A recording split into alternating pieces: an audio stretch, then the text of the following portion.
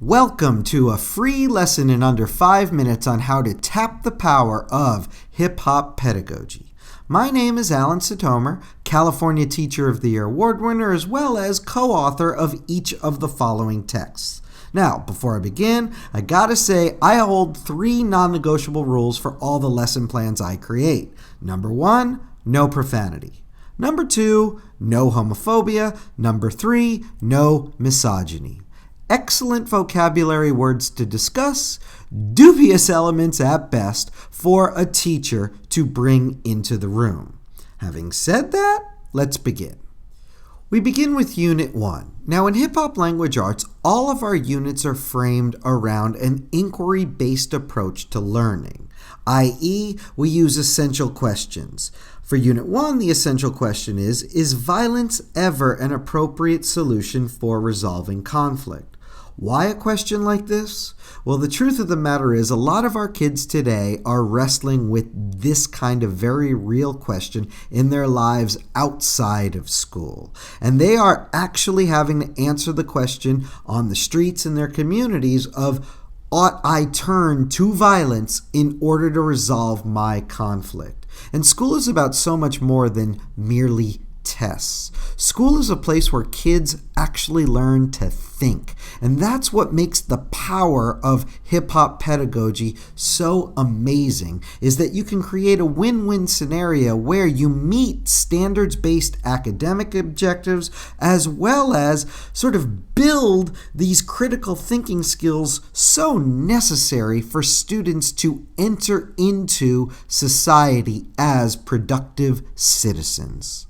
There are many places we could begin, but when I think about tackling the issue of whether or not violence is an appropriate means of conflict resolution, I want to start with an iconic thinker. So here is where I'm going to begin this unit.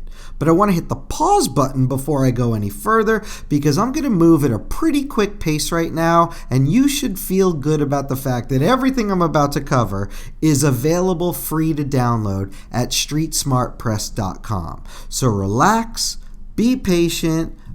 Everything is going to be transparent and made available to you, and I don't want you to think, whoa, this guy's going crazy right now.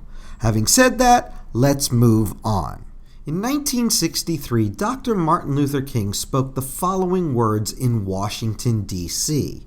Now, there are a variety of ways to expose your students to text. I'm actually a fan of the rah method, which includes they could follow along as you read aloud, or you can assign them to independently read, or you could play the speech easily available on the internet, and students could read along as Martin Luther King speaks these words. Your choice. The big point is that we're going to flip the script and have students become generative and answer questions whereby they are required to make a claim as well as support that claim with textual evidence.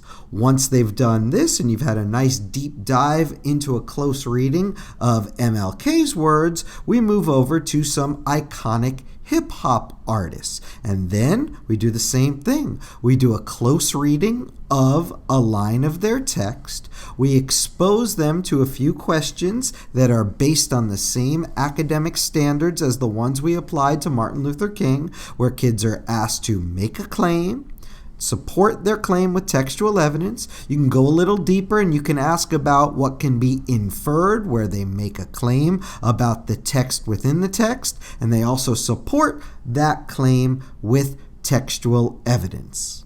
This student-centered approach to inquiry-based pedagogy allows us to explore the ideas of a diverse amount of writers and do a close reading of their thoughts through the same thematic lens.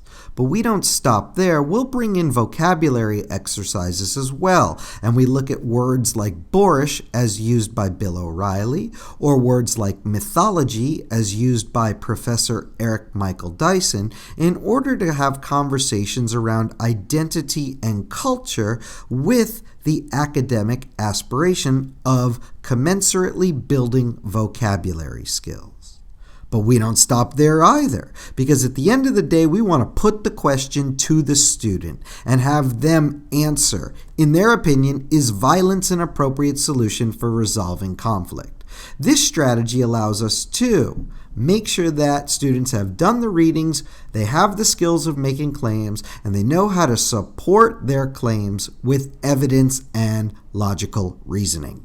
Go get your free material now by visiting streetsmartpress.com, where you will find over 30 pages of free material from all of our books. You can accomplish success with capable but disengaged students. We know it. We're putting our money where our mouth is.